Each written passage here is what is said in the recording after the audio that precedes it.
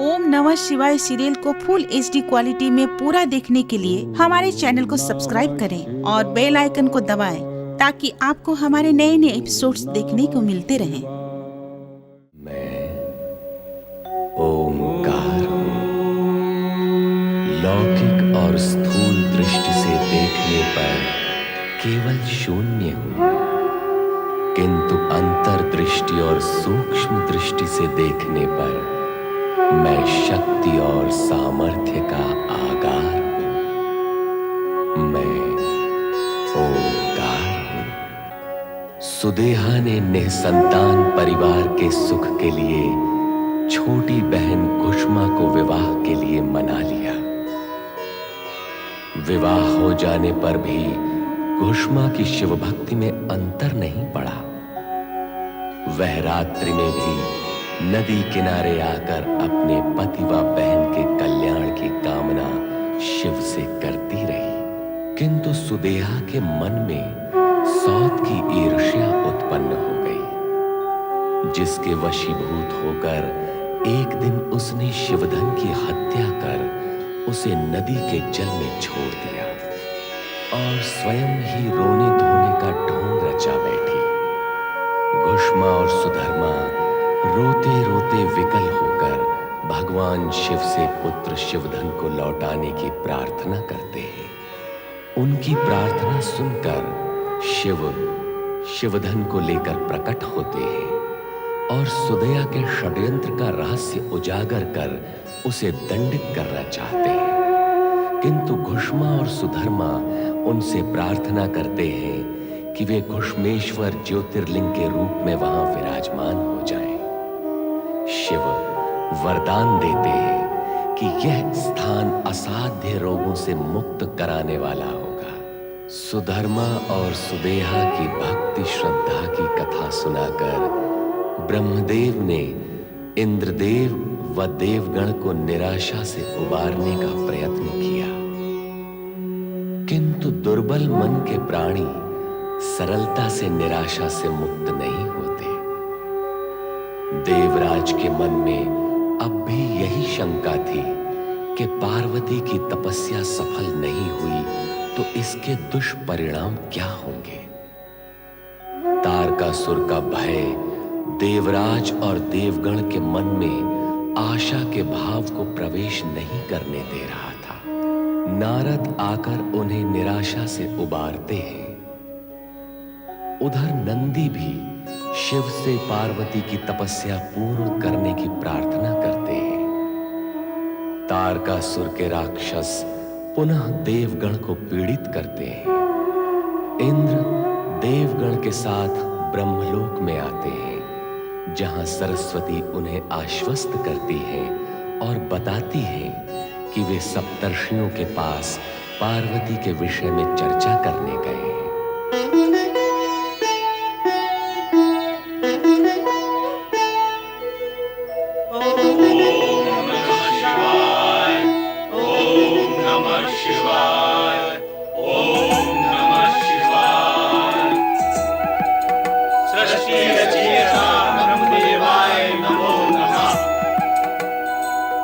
ब्रह्मदेव, आप यहाँ नक्षत्रलोक में आपने व्यर्थ ही कष्ट किया। यदि आप आज्ञा देते तो हम सब ब्रह्मलोक चले आते। नहीं, वहाँ नित्य इंद्र तथा अन्य देवतागण अपनी समस्या लेकर मेरे पास आते रहते हैं। जिस विषय पर मैं आप सभी लोगों से विचार विमर्श करना चाहता हूँ, वो वहाँ संभव नहीं हो सकता। देवराज की ऐसी क्या समस्या है जिसके लिए आपको कष्ट करना पड़ा? तारकासुर और उसके राक्षसों के भय से वे रक्षा की गुहार करते हुए ब्रह्मलोक में यदा कदा आते ही रहते हैं। किंतु ब्रह्मदेव, इंद्र और देवगण कब तक तारकासुर के राक्षसों के भय से भागते रहेंगे? इसीलिए यहाँ आया। इस विषय में हमारे लिए क्या आज्ञा है? आप लोगों को ये तो भली प्रकार विदित होगा कि हिमालय राज की पुत्री पार्वती का तप दिन प्रतिदिन उग्र होता जा रहा है। वो अपनी कठोर साधना से शिव को प्रसन्न करने का यत्न कर रही है। हाँ, इसकी चर्चा सर्वत्र ही है, किंतु हमें पार्वती के तप के संबंध में क्या करना है? आप सभी को शिवजी के पास जाना होगा, ये निवेदन करने के लिए कि कि वे पार्वती की आराधना और तपस्या को स्वीकार करके उसकी मनोकामना को पूर्ण करें। आपको उनसे यह अनुरोध भी करना होगा कि वे लोकहित में पार्वती को प्रसन्न करें। किंतु ब्रह्मदेव, कामदेव को भस्म करने के पश्चात भगवान शिव का वैराग्य और अधिक बढ़ गया है। ऐसी स्थिति में क्या वे पार्वती की मनोकामना पूर्ण कर सकेंगे? अवश्य कर सकेंगे। मैं भविष्य के गर्भ में झांक कर शिव और पार्वती का विवाह संपन्न होते हुए देख रहा हूं। इसलिए निश्चित जानो कि पार्वती का विवाह शिव से ही होगा। वर्तमान में शिव और शक्ति लौकिक तथा मानवीय लीलाएं इस जगत के समक्ष एक विशेष आदर्श प्रस्तुत करने के लिए रच रहे हैं। हमें इन मानवीय लीलाओं को औचित्य व तर्क संगत रूप से प्रमाणित करने के लिए अपना योगदान करना होगा। योगदान के लिए तो भोले शंकर के पास जाना ही होगा। अवश्य जाना होगा। कामदेव भी तो इसी उद्देश्य को लेकर गए थे, किंतु शिव के कोप का भाजन बनना पड़ा था। अंतर है। कामदेव के कार्य व उद्देश्य व आपके उद्देश्य सर्वथा भिन्न है। कामदेव शिव के मन में काम और अनुराग को उत्तेजित करने गया था, जबकि आप उनके पास अनुरोध व निवेदन लेकर गए। दुर्भावना पूर्ण न होते हुए भी कामदेव की चेष्टा अनाधिकृत थी। मेरे परामर्श के अनुसार आप सद्भावनापूर्ण चेष्टा करेंगे। दोनों में यही अंतर है। ब्रह्मदेव, आपके परामर्श को आदेश व आज्ञा मानकर हम शिवलोक अवश्य जाएंगे, किंतु शिवजी ने यदि हमारी प्रार्थना स्वीकार कर दी तो यह आपके सम्मान में अनुचित होगा। यह समय मेरे मान सम्मान पर विचार करने का नहीं, देवताओं की रक्षा करने का है। तारकासुर का जब तक संहार नहीं हो जाता, इंद्र तथा अन्य देवतागण असुरक्षित हैं। तारकासुर का वध शिवपुत्र ही कर सकेगा। अतः शिवपुत्र की उपस्थिति के लिए शिव विवाह भी आवश्यक है। शिव विवाह के लिए शंकर जी की स्वीकृति आवश्यक है। उस स्वीकृति के लिए ही मैं आप सबको शिव जी के पास भेजना चाहता हूँ। ब्रह्मदेव, हम अवश्य जाएंगे। हम भोलेनाथ से प्रार्थना करेंगे। आशा है वे मान जाएंगे। उनके मान जाने में ही देवताओं का कल्याण है। अच्छा, अब मैं विदा लूंगा। प्रणाम ब्रह्मदेव।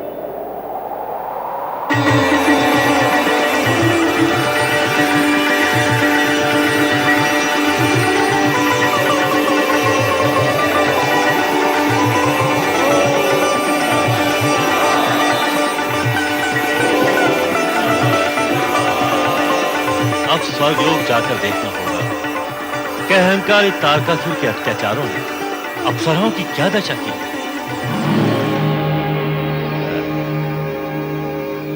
तुम मुझे देखो, इसके लिए मैंने तुम्हें नहीं बुलाया है। मैं तुम्हारा नृत्य देखूं, इसके लिए बुलाया है। चलो नृत्य करो। नहीं, हम तुम्हारे लिए नृत्य नहीं करेंगे। राक्षसों के सम्मुख नृत्य करना हमारी परंपरा नहीं है। हम केवल देवराज इंद्र के सामने नृत्य करने के लिए प्रतिबद्ध हैं। क्या कहा? नृत्य नहीं करोगी? नहीं। ऐसा दुस्साहस तो तुम्हारा स्वामी इंद्र भी नहीं कर सकता। तुमने कैसे किया? ये दुस्साहस नहीं, साहस है। दुस्साहस तो तुमने किया है, देवराज इंद्र के सिंहासन का हरण करके।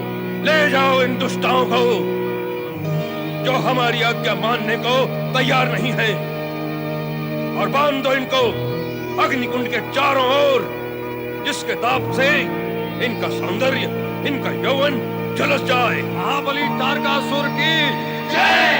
महाबली तारकासुर की जय! महाबली तारकासुर की जय! महाबली तारकासुर की जय! स्वर्ग विजेता महाबली तारकासुर की जय! देवताओं को पकड़कर लाए हो, पुरस्कार पाने योग्य कार्य किया है। देख लिया, पहले तुम पकड़ी गई, फिर एक एक करके देवता पकड़े जा रहे हैं। एक दिन तुम्हारा राजा इंद्र भी मेरी पकड़ में आएगा, और जिस दिन पकड़ा जाएगा मारा जाएगा, फिर सारा नाटक समाप्त।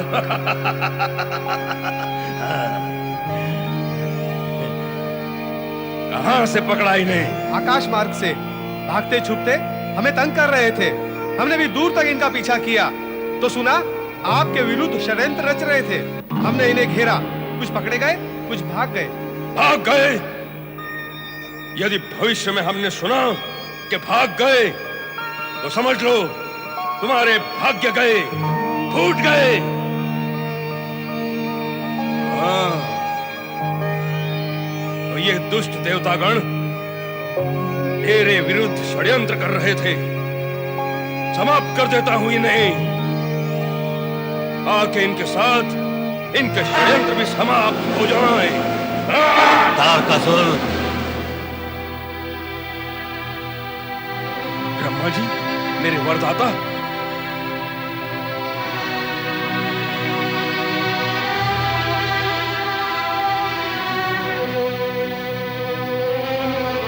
सृष्टि सृजन करता ब्रह्मदेवाय नमो नमः। अपने वर देवता को अपने स्वर्ग में देखकर अति प्रसन्नता हुई। ये तुम्हारा स्वर्ग नहीं है तारकासुर, यहां तुमने बलपूर्वक अधिकार कर रखा है, इसलिए तुम्हें किसी को पीड़ित अथवा दंडित करने का कोई अधिकार नहीं है। परमपिता ब्रह्मा जी की जय, देवराज इंद्र की जय। वर देवता, मेरे स्वर्ग में किस प्रयोजन से पधारे हैं? पुनः तुमने इसे अपना स्वर्ग कहा, जबकि ये स्वर्ग देवताओं का है। इस समय मैं यहाँ का अधिपति हूँ। इंद्र में शक्ति होती तो वो यहाँ का अधिपति होता, परंतु मैंने उसे पराजित किया है। यही तुमने अनुचित किया है तारकासुर। इसमें अनुचित क्या है? जिसके पास शक्ति होती है उसके पास अधिकार होता है।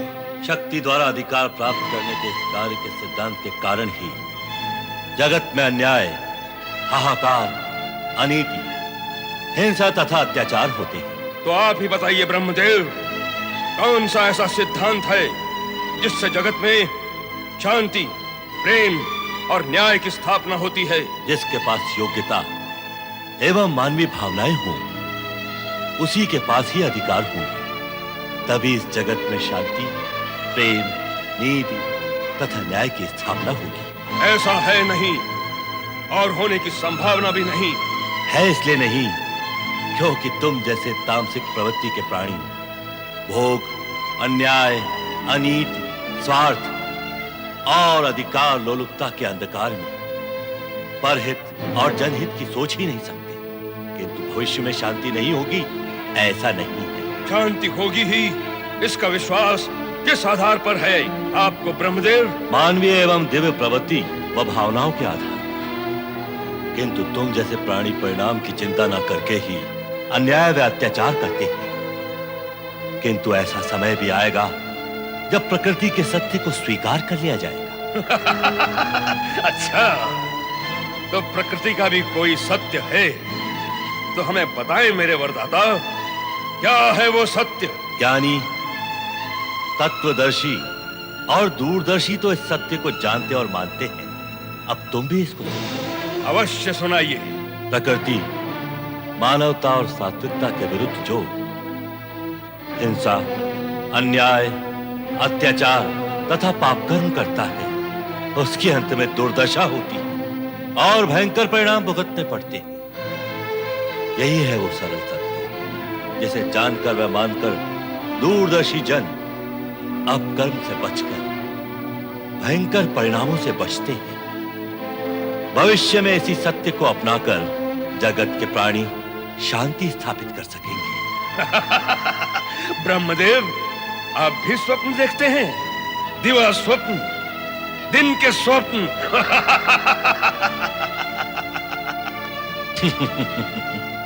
तुम्हारी दुर्बुद्धि के उपरांत भी मैं तुम्हें परामर्श दूंगा कि तुम इस स्वर्ग को त्याग कर पृथ्वी लोक चले जाओ। पृथ्वी के प्राणी पृथ्वी लोक से स्वर्गलोक में आने के लिए लालायित रहते हैं और आप मुझे उल्टा ज्ञान दे रहे हैं।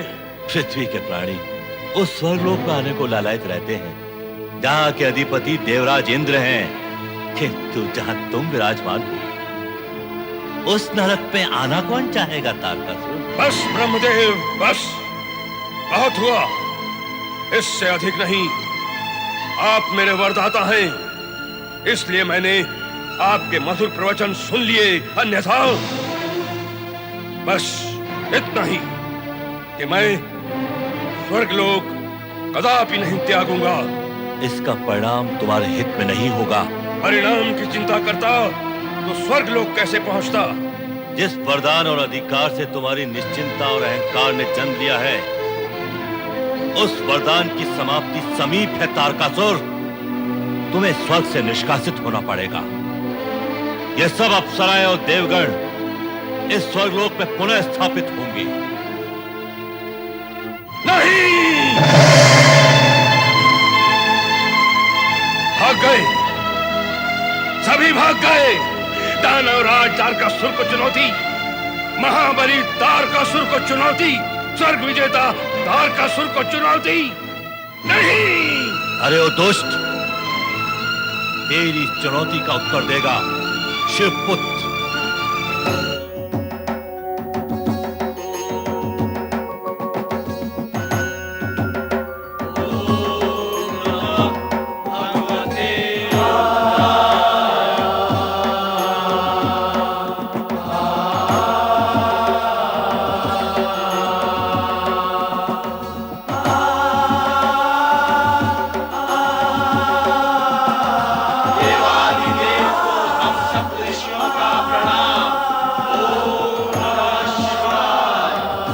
शुभम स्वागतम।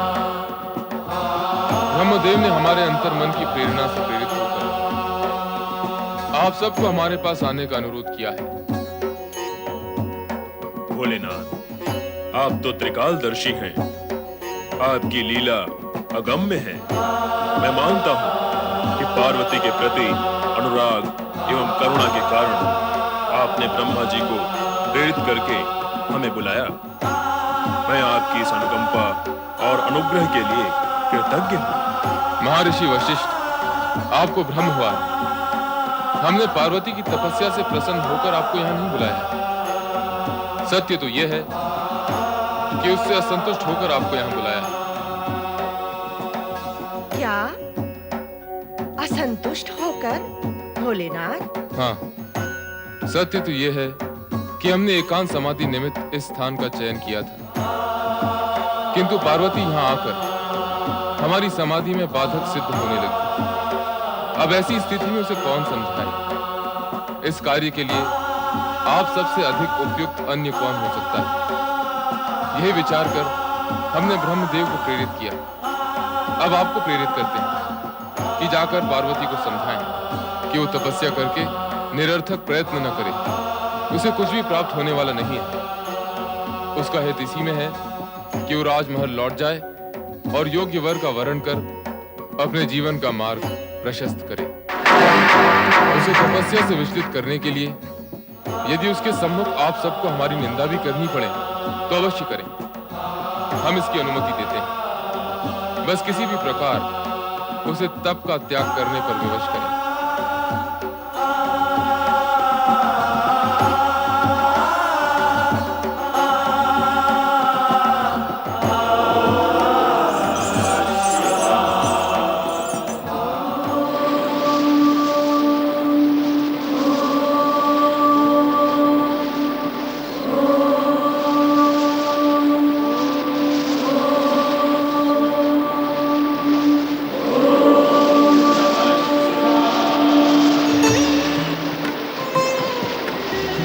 पर्वतराज की पुत्री पार्वती, जागो। मुनिराज की पुत्री गिरिजा, जागो। हिमालय राज की लाडली उमा, जागो। जागो पार्वती, जागो।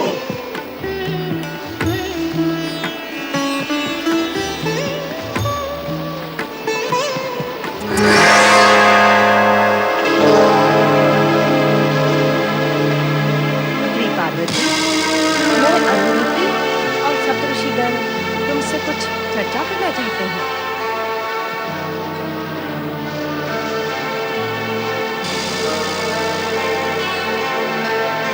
मेरी तपस्या में बाधा डालने का कारण? क्या आप नहीं जानते कि तप में बाधा डालने से अब तक किया गया तप निरर्थक हो जाता है? मेरी तपस्या में बाधा डालकर उसे निरर्थक करने का अधिकार आपको किसने दिया? हम सब तुम्हारे हित में तुमसे कुछ कहने आए हैं। हमारी बात सुनकर तुम्हारा हित ही होगा। अपना हित अहित मैं भली भांति जानती हूँ। आप तनिक कृपा कर यहाँ से जाएं और मुझे तप करने दें। हम तो यहाँ से चले ही जाएंगे, किंतु तुम्हें स्पष्ट करना हम आवश्यक समझते हैं कि जिस शमशानवासी और भभूतधारी को तुम प्रसन्न करने का प्रयत्न कर रही हो, वो तुमसे प्रसन्न कभी नहीं होंगे। इससे आपको क्या कष्ट होगा? कष्ट हमें नहीं, कष्ट तुम्हें ही होगा, जिसके गले में, बाहों में, अगल बगल में सर्पों का वास हो। वहाँ तुम्हें कष्ट नहीं तो क्या सुख प्राप्त होगा? जिसे गले, बाहों और अगल बगल में सर्प होते हुए भी कोई कष्ट नहीं है, उसके साथ जीवन व्यतीत करने में मुझे कष्ट क्यों होगा? अवश्य होगा। शिव तो भांग धतूरा पीकर सर्प के विष को झेल लेते हैं। क्या तुम भी ऐसा कर सकोगी? तनिक विचार करो, कहाँ तुम कोमल तन और मन वाली राजकुमारी राजमहल के राजसी ठाट बाट में पली हुई, और कहाँ वो भूतनाथ अशुभ वेशधारी अघोरी। बस बस, अब शिव निंदा नहीं सुन पाऊंगी। आप सभी यहाँ से चले जाइए, अन्यथा मैं चली जाऊंगी।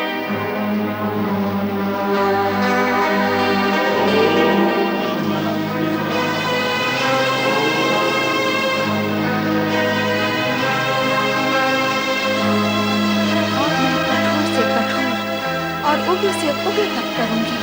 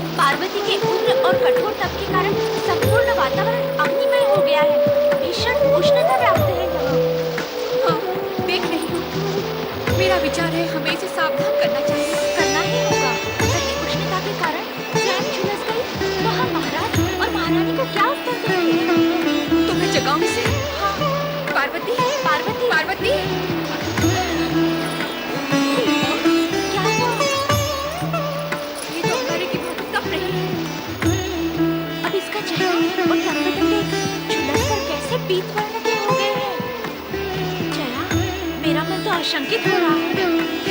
मैं देखती हूँ। पार्वती, पार्वती, क्या हुआ? ये बोल नहीं रही है। ओम नमः शिवाय का मंत्र इसके स्वर में मुझे सुनाई दे रहा है। जया, हमें चलकर महाराज और महारानी को सूचित कर देना चाहिए। मेरी बच्ची, मेरी पुत्री पार्वती, उसे कुछ हो गया ना तो मैं भी अपने प्राण त्याग दूंगी। नहीं रानी नहीं, उसे कुछ नहीं होगा। इतना कठोर तप करने वाली कन्या को यदि कुछ हुआ तो स्वयं विधाता को लज्जित होना पड़ेगा। धैर्य रखो प्रिय, हमारी पुत्री पार्वती का निश्चय दृढ़ है और दृढ़ निश्चय वालों की सफलता निश्चय ही होती है। मुझे ढाढ़स बंधा रहे हैं, पर मेरा मन नहीं मानता। मैं माँ हूँ ना, अब माँ के मन की क्या जाने। मेरी बच्ची मुरझाने लगी है। मैं अपनी फूल सी बच्ची को मुरझाते हुए नहीं देख सकती। मैं तुरंत वहां जाती हूँ और उसे वापस ले आती हूँ। नहीं रानी, तुम्हें शपथ है, एक पग भी आगे नहीं बढ़ेगा। पार्वती की शिव आराधना में बाधा डालने का पाप नहीं करना मैंने, पाप नहीं करना।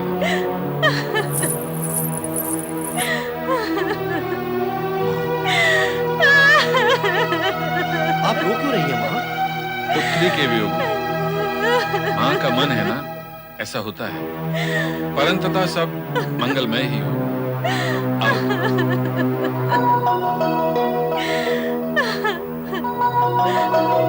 पार्वती,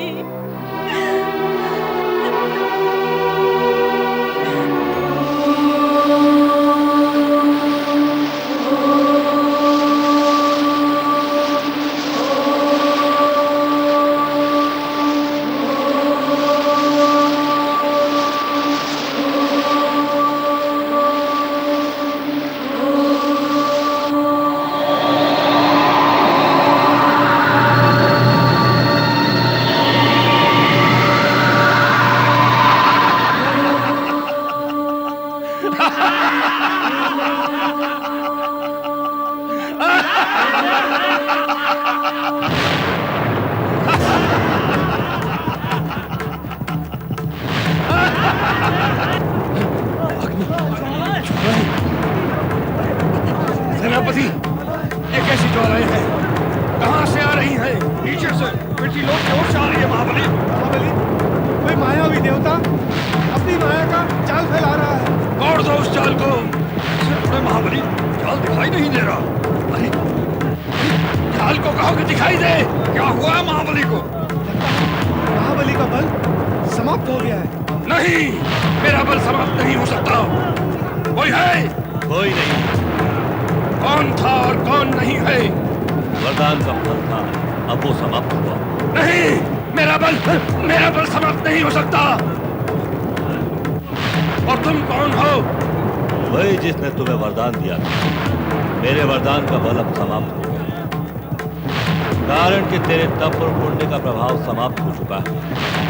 अब तेरा हित इसी में है तारकासुर कि तू स्वर्ग त्याग दे। तारकासुर, तुझे अंतिम चेतावनी दी जाती है कि स्वर्ग से चला जा स्वर्ग से। जाओ, सब लोग यहां से जाओ। ये स्वर्ग लोक छोड़ दो।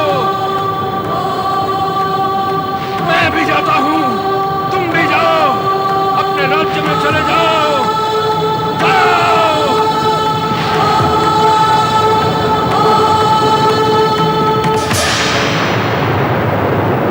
पार्वती के कठोर तप से उत्पन्न तेज के प्रभाव से असुराधिपति तारकासुर को अपने राक्षसों सहित स्वर्ग से पलायन करने पर बाध्य होना पड़ा। पंचाक्षरी मंत्र ओम नमः शिवाय के दिव्य प्रभाव से स्वर्गलोक में दिव्य शांति व अनुकूल वातावरण का निर्माण हुआ। पर देवराज और देवगण इस सुखद घटना से अभी तक अनभिज्ञ थे। मेरे विचार से ये स्थान पूर्णतया सुरक्षित है। यहाँ पर तारकासुर के राक्षस कभी नहीं पहुंच सकते। हाँ देवराज, यहाँ दूर दूर तक कोई राक्षस नहीं।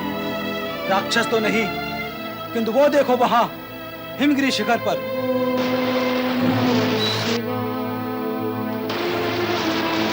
हिमालय पुत्री पार्वती उग्र तपस्या में लीन है तो, पर देवराज, हमने स्वयं अपनी आंखों से देखा है कि सप्तऋषि और देवी अरुंधति पार्वती के पास गए थे और उनसे इस कठोर तप को त्यागने का अनुरोध भी किया था, परंतु पार्वती ने तो उनका अनुरोध स्वीकार ही नहीं किया।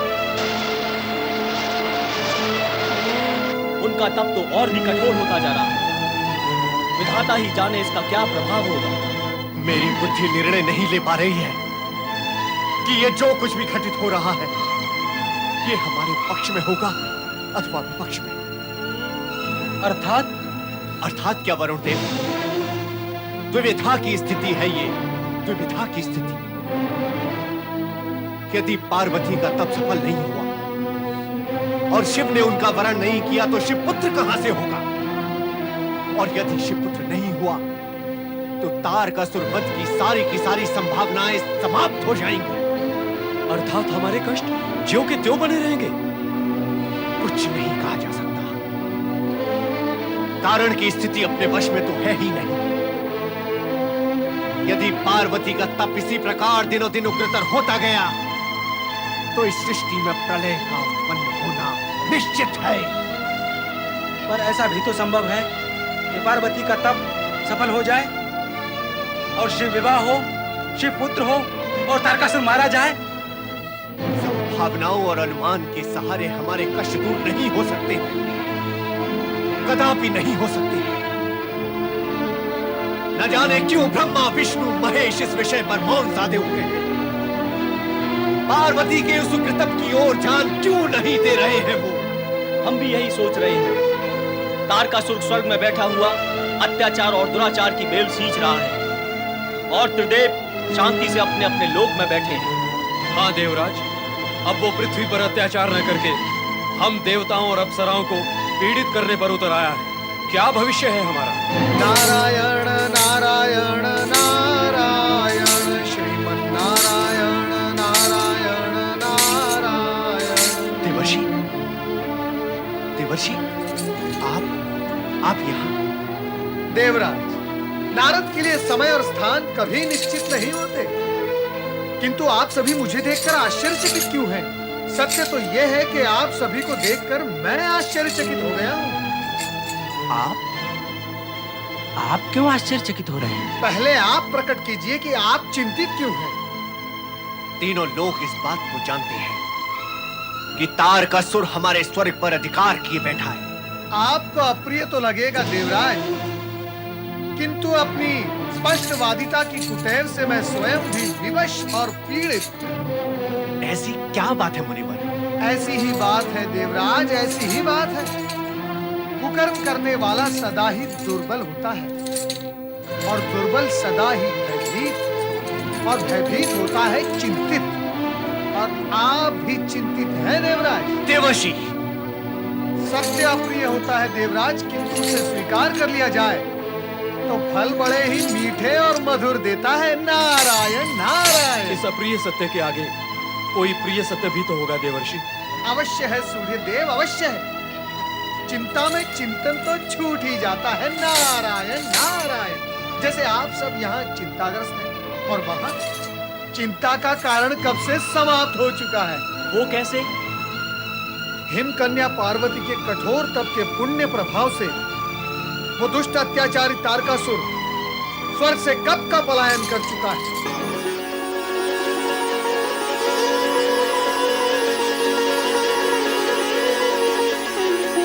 स्वर्ग का सिंहासन रिक्त पड़ा है। देवर्षि, इस शुभ संदेश और समाचार के लिए अनेक धन्यवाद। देवराज, ये धन्यवाद प्राप्त करने के लिए तो मैं स्वर्गलोक भी पहुंच सकता हूँ, किंतु इस समय आप शीघ्र वहां पहुंचिए। नारायण नारायण। जगन्हार ब्रह्मा जी की जय, श्री हरि विष्णु की जय, देवादिदेव भोलेनाथ की जय। ओम नमः शिवाय, ओम नमः शिवाय, ओम नमः शिवाय, ओम नमः शिवाय,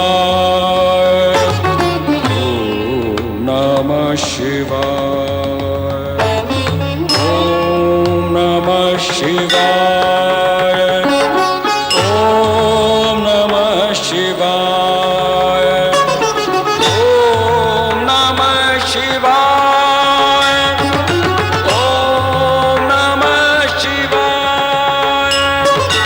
ओम नमः शिवाय,